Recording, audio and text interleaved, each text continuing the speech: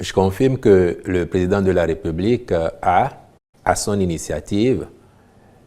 fait descendre au pays l'ensemble de nos diplomates en poste à l'étranger, je veux dire les ambassadeurs, donc les responsables de nos représentations diplomatiques, et qu'il a eu effectivement une séance de plusieurs heures avec ceux-ci. À l'occasion,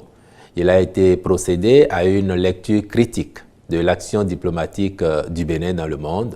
notamment en ce qui concerne nos points d'attention. En particulier,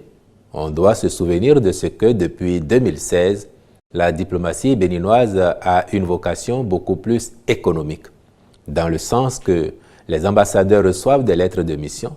et sont tenus à des résultats en ce qui concerne le positionnement économique, la recherche de partenariats pertinents au profit de notre pays.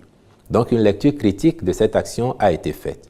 Et par ailleurs, le président de la République a amené ses interlocuteurs à échanger avec lui sur la carte diplomatique de notre pays. En l'espèce, il s'est agi pour le chef de l'État d'évaluer la situation et de voir s'il serait opportun aujourd'hui pour notre pays d'élargir à nouveau sa carte diplomatique. Pas de l'élargir dans le sens de retourner à ce que nous avions comme pratique, mais de tenir compte autant de la rationalité que de la pertinence du positionnement nouveau que nous pourrions avoir dans telle ou telle région du monde. Et à cet effet, les interlocuteurs du président de la République, spécialistes de la matière, ont partagé leurs réflexions, leurs vues sur le sujet. On peut retenir, à la fin de cette séance, qu'il n'est pas exclu qu'à terme, cette carte diplomatique évolue quelque peu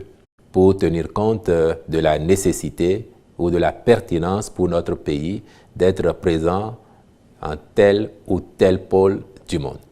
Et il n'est pas à exclure non plus que ce type de conférence des ambassadeurs se répète parce que nous n'en avions pas l'habitude et le président de la République qui l'a initié pourrait ne pas exclure d'y recourir à nouveau les années prochaines.